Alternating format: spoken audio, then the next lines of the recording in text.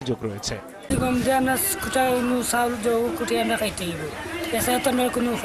আমরা গম পাইছি, আমরা এবার শুকাইতাম, আমরা শুকাইবার জায়গা নাই, আমরা ঘরে ধরে পানি।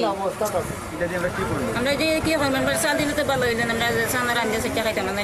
বিতরণ করা গমের মান নিয়ে অসন্তোষ জানিয়েছেন স্থানীয় জনপ্রতিনিধিরাও। অন্য শুকনো খাবারও নেই পর্যাপ্ত। 5 মেট্রিক টন গম আজকে বরাদ্দ আজকে বিতরণ করলাম।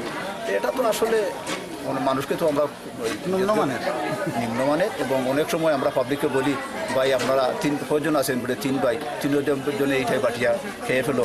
জেলা খাদ্য বিভাগ জানিয়েছে ত্রাণে গম দেওয়া হলেও গুদামে পর্যাপ্ত চাল আছে।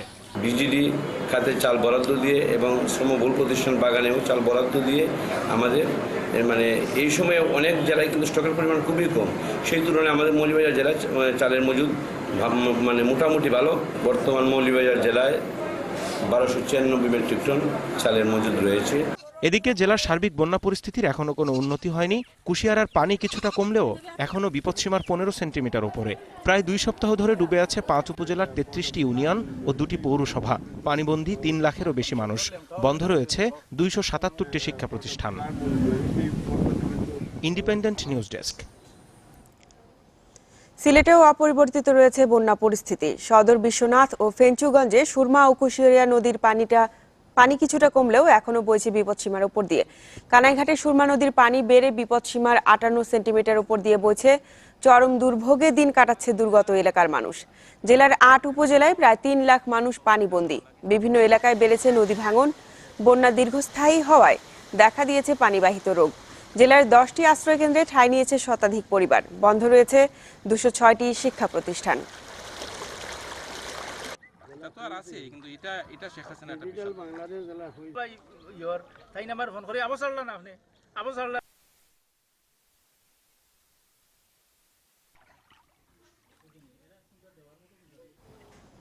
বন্যা পরিস্থিতি সম্পর্কে আরো জানাতে সিলেটের বিয়ানীবাজার থেকে যোগ দিচ্ছেন সহকর্মী শাহরিয়ার অনির্বাণ।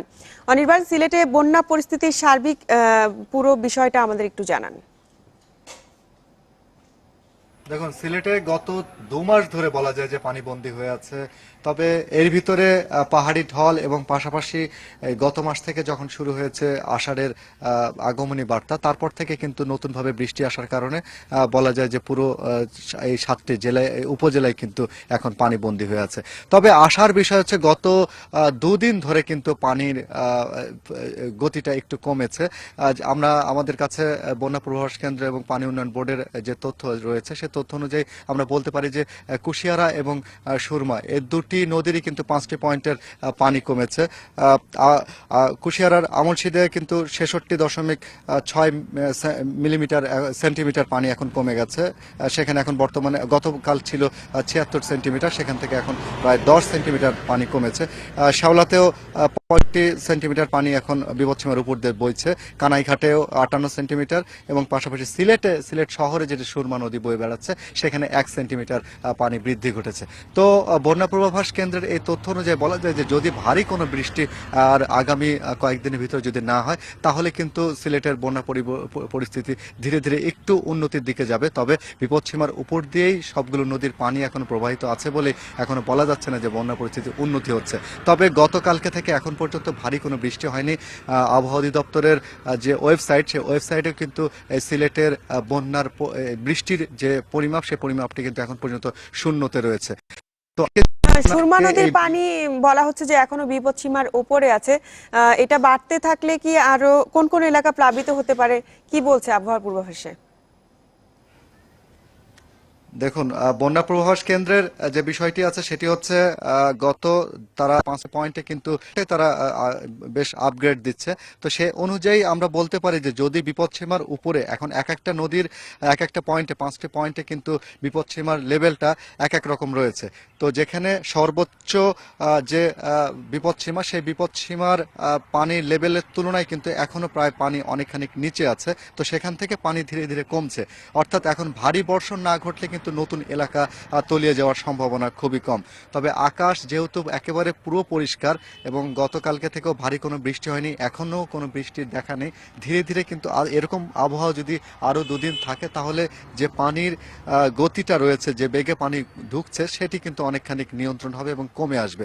তো বন্যা পরিস্থিতি এখন পর্যন্ত সার্বিকভাবে উন্নতির বিষয়টি কিন্তু এখন পর্যন্ত বলা যাচ্ছে না, কারণ এই গত 3 মাস ধরে যেহেতু পানিবন্দী হয়ে আছে মানুষ, এদিকে নদীর নাব্যতাও কমে গেছে এবং হাওড়ের নাব্যতাও কমে গেছে, যার কারণে এই পানিগুলো বেরিয়ে যাওয়ার কোনো জায়গা নেই। উজান থেকে ভেসে আসা একটা বিষয় যে বন্যার পরে বন্যা পরবর্তী পরিস্থিতি মোকাবেলায় যে প্রয়োজনীয় জিনিসগুলো দরকার সেগুলোর ব্যবস্থাপনা কেমন দেখছেন আপনি?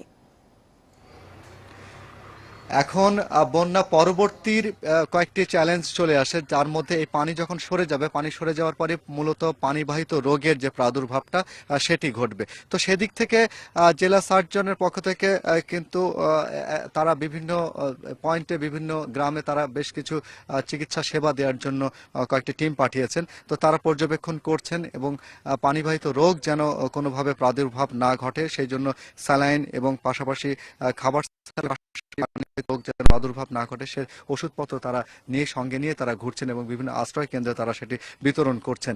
আর এর পরের যে চ্যালেঞ্জটা, সব থেকে বড় চ্যালেঞ্জ, যে এই মৌসুমে পুরো শূন্য হাতে কিন্তু কৃষকরা বাড়ি ফিরছেন, অর্থাৎ এই মৌসুমে তাদের হাতে কোনো ফসলের টাকা নেই, যার কারণে তারা আগামী মৌসুমটা অর্থাৎ এই বছরটা তারা কিভাবে কাটবে, তাদেরকে আর্থিক সহায়তা দেওয়ার বিষয়গুলো এবং পাশাপাশি ত্রাণের যে বরাদ্দ, সেই বরাদ্দটা অনেক চাহিদার তুলনায় অনেক কম। তো এই বিষয়গুলো উন্নয়ন না ঘটালে পারে তো এই হাওরবাসী সহ এবং এই বন্যা কবলিত এলাকার কিন্তু বড় ধরনের একটি চ্যালেঞ্জ দেখা দিবে এবং এগুলো উত্তরানো বড় রকমের একটি বড়, বলা যায় যে পুরো কৃষক থেকে শুরু করে সব শ্রেণী মানুষেরই উপর এর একটি বড় প্রভাব পড়বে। এখনকার আরেকটি বিষয় নিয়ে জানতে চাই যে ত্রাণ নিয়ে বেশ কয়েকটি অভিযোগ আমরা দেখাচ্ছিলাম, আমাদের প্রতিবেদনও দেখিয়েছি। এই বিষয়টা আসলে কতটুকু সত্যি, মানে একেবারে মাঠ পর্যায়ে আপনি আছেন, তারা কি বলছে আসলে? সরকারের হিসাব মতো এখন পর্যন্ত আমাদেরকে জানানো হয়েছে প্রায় 1.5 লাখ মানুষ পানি বন্দী রয়েছে, কিন্তু বেসরকারি বিভিন্ন ঘুরে এসে তাদের কিন্তু দাবি প্রায় 5 লাখের মতো মানুষ পানিবন্দী হয়ে আছে। তো সেই মানুষদের বিপরীতে সরকারি বরাদ্দ কিন্তু খুবই কম, মাত্র 12 লক্ষ টাকা।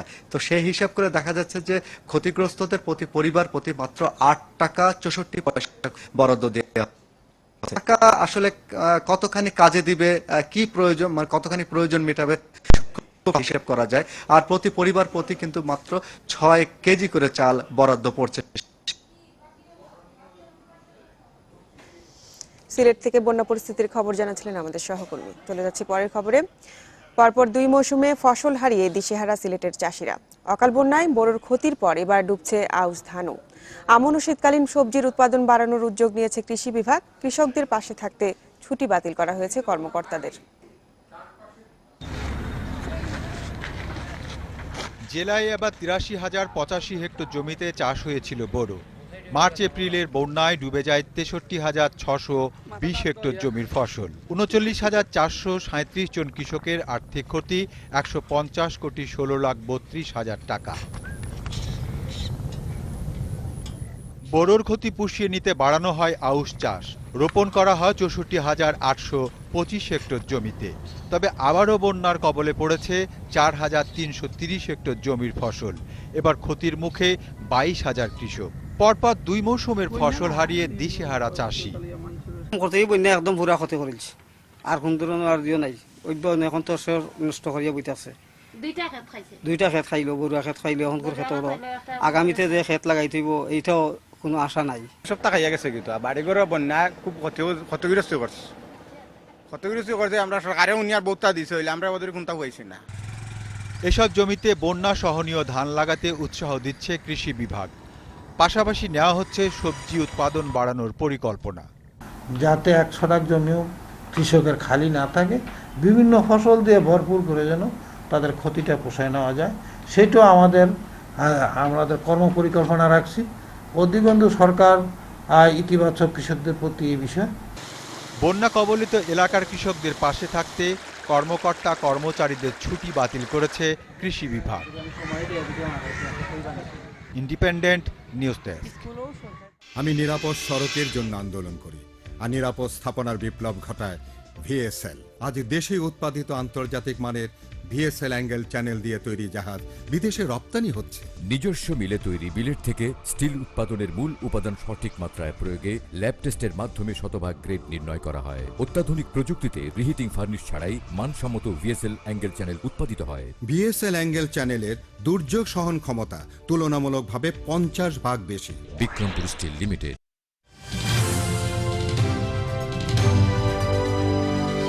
ইন্ডিপেন্ডেন্ট টেলিভিশন, 24 ঘন্টায় খবর।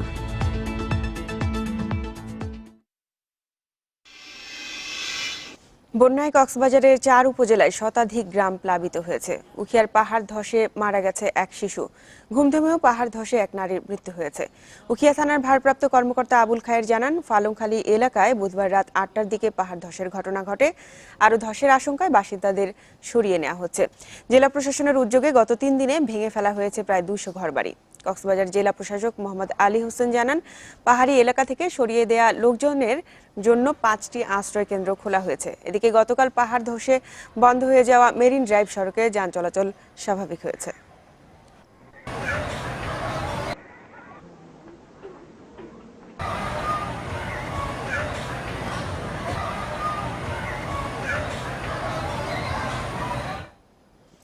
এদিকে লালমনিরহাটে তিস্তার পানি গতকালের চেয়ে কিছুটা কমায় প্লাবিত চরাঞ্চলের পানি নামতে শুরু করেছে। এতে বিভিন্ন জায়গায় দেখা দিয়েছে নদী ভাঙন। স্থানীয়রা জানান, ভারত গজলডোবা ব্যারাজের গেট খুলে দেয়ায় গত কয়েকদিন পানির চাপ বাড়ে তিস্তায়, সঙ্গে যোগ হয় বৃষ্টির পানি। তবে বুধবার সন্ধ্যা থেকে পানি কমতে থাকে। চরাঞ্চলে বাড়িঘর থেকে পানি নেমে গেলেও এখনো ডুবে আছে ফসলের ক্ষেত।